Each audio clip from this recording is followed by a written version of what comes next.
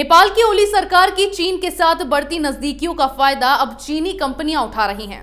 नेपाल में बड़े पैमाने पर चीनी कंपनियां इंफ्रास्ट्रक्चर डेवलपमेंट के प्रोजेक्ट में लगी हुई हैं। इस प्रोजेक्ट को समय पर पूरा कर पाने में विफल रही कंपनियां समय अवधि बढ़ाने के लिए नेपाल के सरकारी अधिकारियों को रिश्वत देते पकड़ी गई है। देखिए ये रिपोर्ट। नेपाल और चीन की बढ़ती नजदीकियों का फायदा अब चीन की कुछ कंपनियां उठा रही हैं। एक ऑडियो के जरिए इस बात का खुलासा हुआ है कि चीन किस तरह से भ्रष्टाचार को बढ़ावा देकर सरकारी अधिकारी को 2 करोड़ की रिश्वत देने का ऑफर दे रहा है। दरअसल नेपाल में बड़े पैमाने पर चीनी कंपनियां इंफ्रास्ट्रक्चर डेवलपमेंट के प्रोजेक्ट में लगी हुई है। सिंधुपाल चौक जिले में 102 मेगावाट की मध्य भोटेकोशी जल विद्युत परियोजना का निर्माण भी चीन की गुआंगसी हाइड्रो इलेक्ट्रिक कंस्ट्रक्शन नाम की कंपनी कर रही है। इस कंपनी की तरफ से अपने घटिया निर्माण को मंजूरी देने और प्रोजेक्ट की समय सीमा बढ़ाने के लिए नेपाल के एक सरकारी अधिकारी को 2 करोड़ रुपए की घूस की पेशकश की गई है। इस घटना का ऑडियो भी सोशल मीडिया पर वायरल हो रहा है।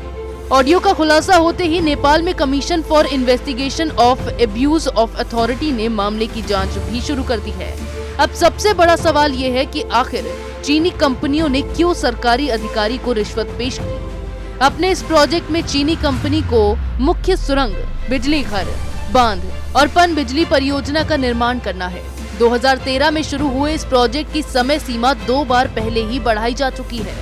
कंपनी को जून 2017 तक निर्माण को पूरा करना था, लेकिन बाद में इसे बढ़ाकर 30 जून 2019 तक कर दिया गया। अब इस परियोजना में सिविल और मैकेनिकल कार्य के लिए जिम्मेदार चीनी कंपनी पैसे की कमी का हवाला देते हुए उपकरणों को समय पर लाने में विफल रही है। अभी तक इस परियोजना का केवल 60% काम ही पूरा हो सका है। साथ ही इस चीनी कंपनी पर अनुबंध समझौते के अनुसार निर्माण कार्य की गुणवत्ता को बनाए रखने में विफल रहने का भी आरोप लगा है। ऐसे में चीनी कंपनी अपने घटिया निर्माण को बचाने और समय को बढ़ाने के लिए नेपाली अधिकारी को रिश्वत की पेशकश कर रही थी, जिसका ऑडियो लीक हो गया और चीनी कंपनी की एक घटिया हरकत सामने आ गई।